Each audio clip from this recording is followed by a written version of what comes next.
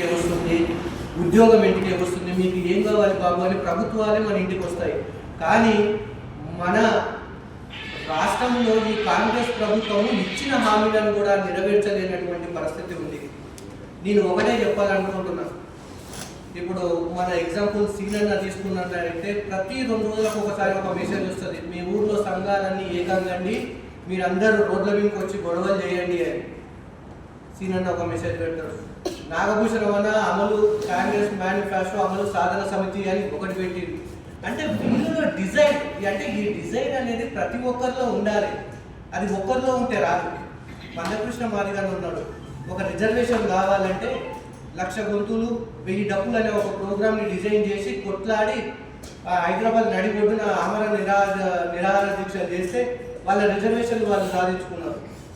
మనం రాష్ట్రంలో చిన్న జనాభా 20 నుంచి 25 లక్షల మంది ఉన్నాం ఈరోజు. అందుకే మన మీద చిన్న చూపు ఉంది. అది కూడా మనం కూడా ఒక 10,000 గొంతులు 1,00,000 మంది యాక్టివ్ పీపుల్ని తీసుకొని రాష్ట్రంలో మొత్తం అట్టడుగు ఇస్తే ఇమ్మీడియట్గా మొన్న రీసెంట్గా ఆర్టీసీ వాళ్ళు కూడా దండాలు చేసి ఇమ్మీడియట్గా వాళ్ళకి కావాల్సింది రాష్ట్రం దిగొచ్చి వాళ్ళకి కావాల్సింది వాళ్ళకి ఇచ్చింది. మరి ఇన్ని రోజుల నుంచి మనం కొట్లాడుతూ ఉన్నాము, నడవలేక.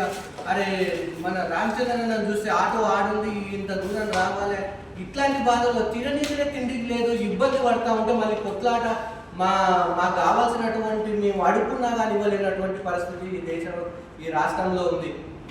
ఎంత సిగ్గుచేటు. వికలాంగులు అనే వాళ్ళు ఆత్మాభిమానంతో బతకాలనుకుంటారు, ఒక ఉన్నత స్థాయిలో ఉండాలనుకుంటారు, వాళ్ళ కాళ్ళ మీద వాళ్ళు నిలబడాలనుకుంటారు, పెళ్ళిళ్ళు చేసుకోవాలనుకుంటారు, సమాజంలో ఒక గౌరవం ఉండాలనుకుంటారు. కనీసం చిత్తశుద్ధి లేదా?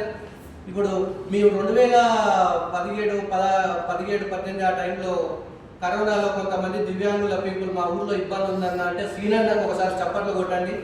1,50,000 నుంచి 2,00,000 రూపాయలు 10,000 రూపాయలకి ఒక్కొక్కటి నా కారులు వేసుకెళ్ళి అందరికి పంచినాం మేము.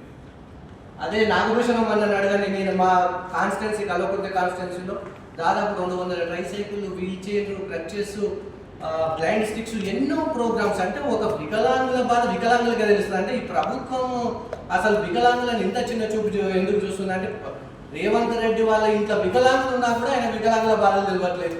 వాళ్ళ మామ దివ్యాంగులే, వాళ్ళ బెస్ట్ పార్లమెంటరీ